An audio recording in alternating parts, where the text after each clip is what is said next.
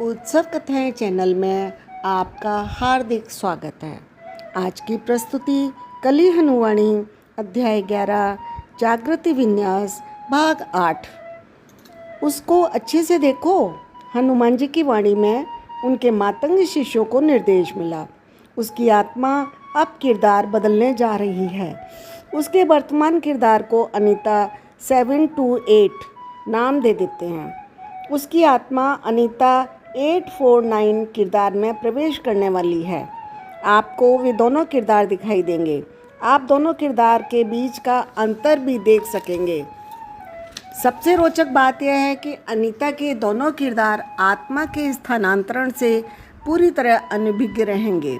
दृश्य क्षणिक अंधेरे में गुम हो गया और उस अंधेरे से एक नया दृश्य उभरा। जिस जगह पर दाल बिखरी थी और टूटी चप्पल के साथ एक महिला रो रही थी, वह पूरी जगह साफ सुथरी थी।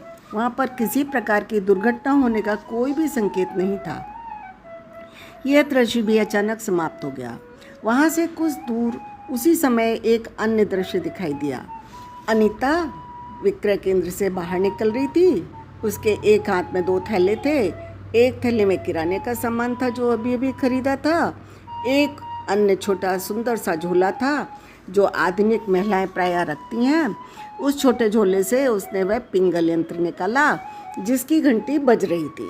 उधर हनुमान जी दिव्यवाणी में मातंगों को निर्देश दे रहे थे। इस महिला के कपड़े, पैर और माथे पर ध्यान दीजिए। इस दृश्य में उपस्थित अनीता नामक महिला उस अनीता नामक महिला जैसी ही थी जो अन्य दृश्य में गिर पड़ी थी। अंतर केवल इतना था कि इस अनीता के अलग कपड़े पहने हुए थे। इसके पैरों में घिसी पिटी चप्पल नहीं थी। यह अनीता नंगे पांव थी। इसके माथे पर लाल तिलक सुशोभित था। हनुमान जी ने कहा, जिस महिला को आप देख रहे हैं वह अनीता 849 है, अनीता 728 नहीं। वह घर से नंगे पांव आई थी क्योंकि वह विक्रय केंद्र में जाने से पहले एक मंदिर में जाना चाहती थी। उसके माथे पर लाल तिलक उस मंदिर के पुजारी ने लगाया है। विक्रय केंद्र के भीतर गिर पड़ने की दुर्घटना उसके साथ घटित नहीं हुई। वह अनीता 728 के साथ घटित हुई थी। उसकी अनीता 728 से भिन्न स्मृतियां हैं, भिन्न जीवन है, भिन्न अतीत है। ये 2 किरदार अनीता 728 और अंकिता 849 2 समानांतर मार्गों की तरह हैं। इन किरदारों के मध्य स्मृति आदि की कोई अदला बदली नहीं हुई है। ये दोनों किरदार एक दूसरे से पूरी तरह से स्वतंत्र हैं। केवल अनीता की आत्मा ने एक किरदार से दूसरे किरदार में प्रवेश किया है।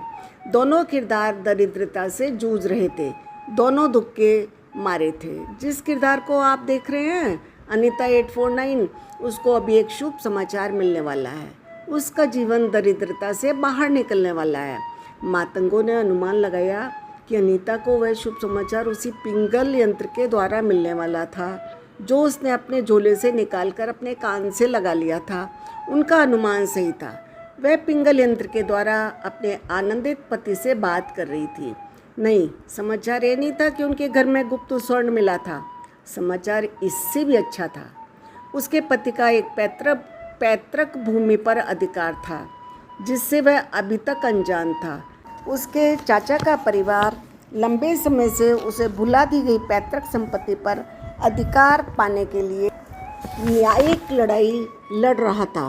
उसी भूमि का एक भाग अनीता के पति के नाम आ गया था।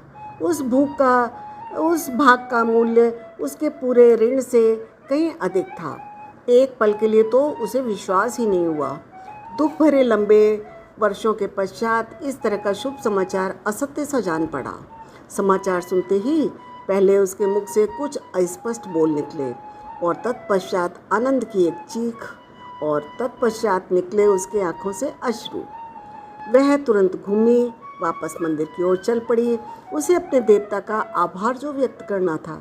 उसे कहाँ पता था कि उसके देवता हनुमान जी वहीं पर उपस्थित थे जहाँ पर वह थी। वह सपने में भी नहीं सोच सकती थी कि हनुमान जी और उसके शिष्य दूर से इस दृश्य को देख रहे थे। दृश्य समाप्त हो गया। मातंगों ने अपनी आंखें खोल ली। उर्मी ने पूछा, किंतु देव पहले वाले किरदार का क्या हुआ? मेरा अर्थ अनीता 728 से है। जिसको अनीता की आत्मा ने त्यागा है। वह किरदार अभी भी विक्रय केंद्र में चप्पल हाथ में लिए रो रही है। क्या आप उसे देखना चाहोगे? हनुमान जी बोले। परंतु अब उस किरदार में आत्मा नहीं है देव। अनीता की आत्मा तो अब अनीता 849 किरदार में है। उर्मी ने भ्रमित स्वर में उत्तर दिया। आत्माओं की कमी नहीं है। अभिशप्त आत्माओं के झुंड खाली देह में प्रवेश करने की बाट जोते रहते हैं, हनुमान जी ने कहा। उर्मी धक से रह गई। उसका मुख खुला का खुला रह गया। उसके मन में भयानक विचार आया। असुर! क्या अनीता 7 to 8 के किरदार में असुर प्रवेश कर गए हैं? हे भगवान, उसका क्या होगा?